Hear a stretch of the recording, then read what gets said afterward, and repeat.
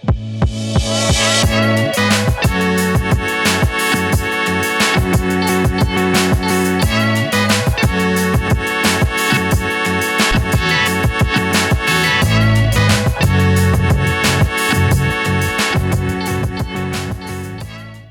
it's Lily. Welcome to my channel.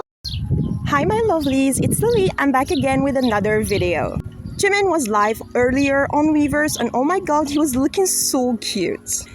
And of course, we got some Jikook moment even though Jungkook was not there with him.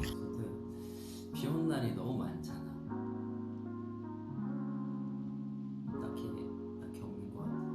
비 오면은 운전할 때 힘들어요.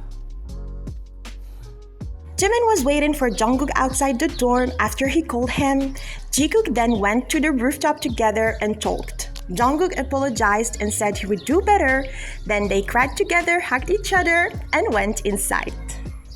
Aaron and Jikook are so adorable. Oh my god, finally we got the story from Jimin's side. And guys, we got some TMI from Jimin. 엔젤 파트 2가 지금 나왔습니다.